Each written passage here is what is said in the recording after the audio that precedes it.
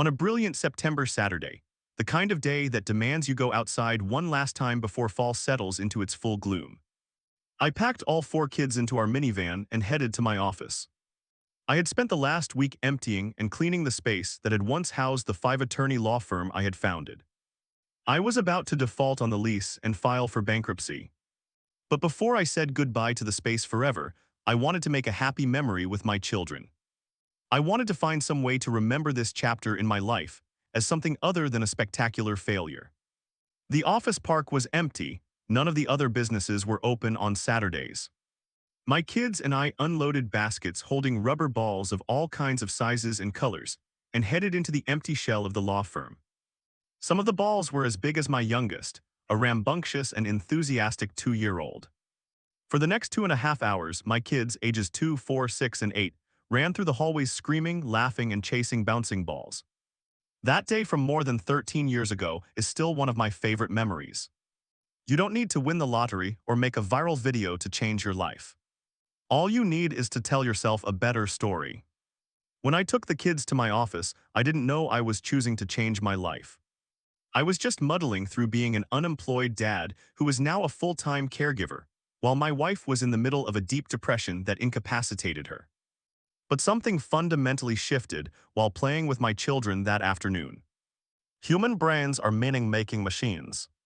One of the quirks of the human brain, and one of its greatest strengths, is that it finds order and meaning in the chaos of the universe, even in places where there is no order. This is why you see shapes in the clouds. Some people see the face of Jesus in a burnt piece of toast, and why we have an insatiable need for stories. We see patterns where they don't exist and tell ourselves stories that didn't happen to make sense of the world. Press enter or click to view image in full size. That day I spent playing with my children, I was spinning a new story for myself. I was recasting a traumatic event in a new light. I was telling myself that I wasn't a failure. I was a good father, and I worked my ass off to make sure that story remained true. None of this was conscious at the time, I was just surviving. I would eventually find much more success as a freelance writer than I ever did as a lawyer. I would also find greater contentment in my life after leaving the cutthroat world of the law behind. A big part of what made that transition possible was the stories I told myself about my experiences.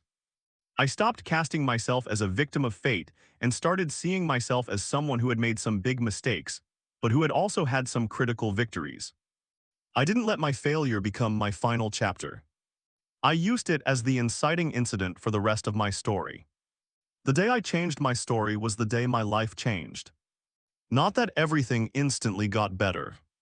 There was a lot of work involved. But changing my story gave me hope, and hope is what I most needed to move forward. That time of my life often seems like it happened to someone else. It's strange that I occasionally still have nightmares about being a lawyer.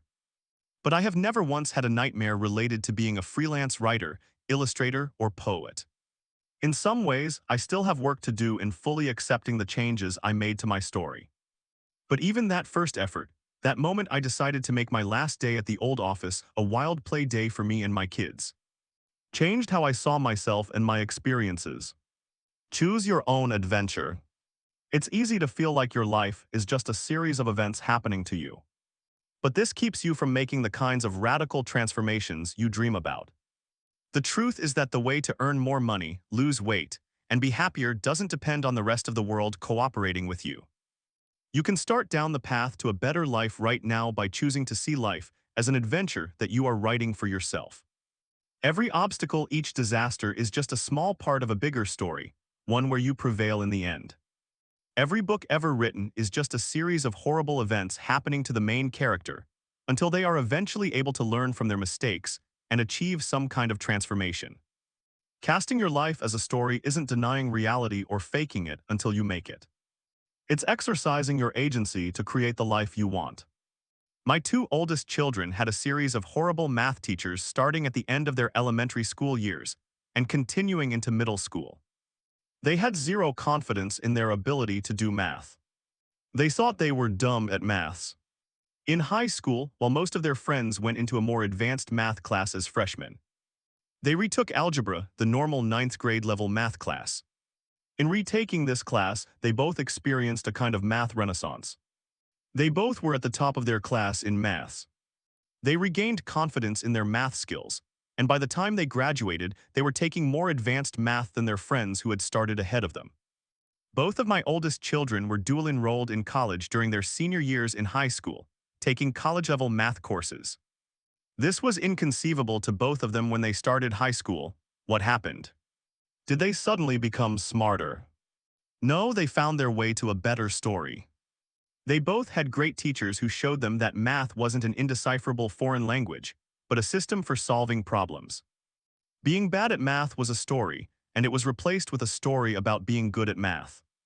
You can use this same storytelling power to change your life today. You are not an aspiring writer, you are a writer. You are not a struggling artist, you are an artist on a quest to find your audience. Allow pain to change you and then change your pain. The craziest thing about the power of story is that you can use stories to change your past, present, and future. Memory is a slippery thing.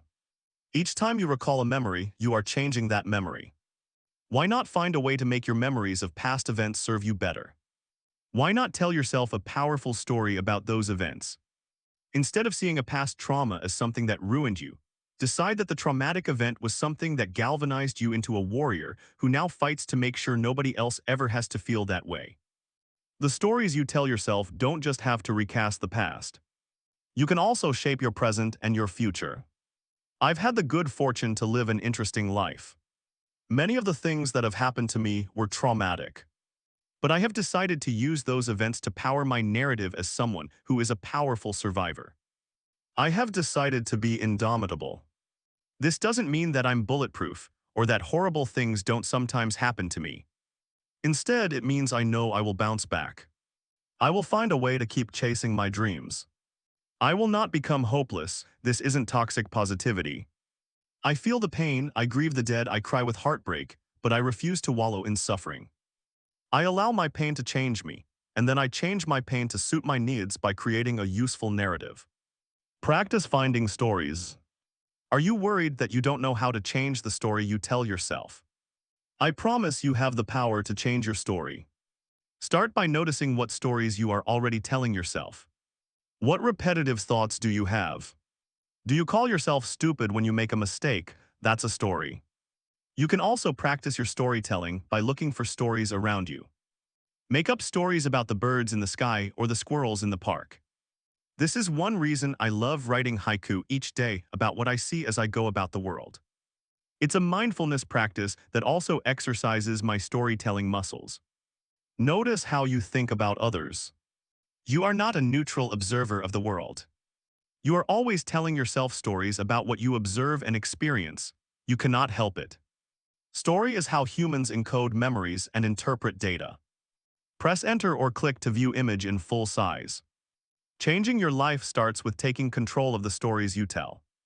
Changing your story starts with noticing how many stories you already believe, and then writing new stories to better serve you. So much of the advice you see in self-help books is about noticing your story and being mindful about the stories you tell. It's about deciding to chart your own course instead of relying on autopilot. Never stop examining the stories you tell yourself. Most of the stories you tell yourself have a useful shelf life. Since I was the oldest child with 3 siblings and 2 often neglectful parents, I've always seen myself as a caregiver who must put the needs of others before myself. This helped me as a child and served me reasonably well when my children were younger. But my children are now 21, 19, 17, and 15. I needed to allow them to grow up. I've had to work on letting go of that old story and learn how to prioritize my own needs and allow my children to be in charge of their own lives. I'm now weaving a new story about being more of an on-call consultant to my children and less of their caregiver. I will always be their dad, but their needs and my needs have changed. You will never arrive at the place you want to be in life.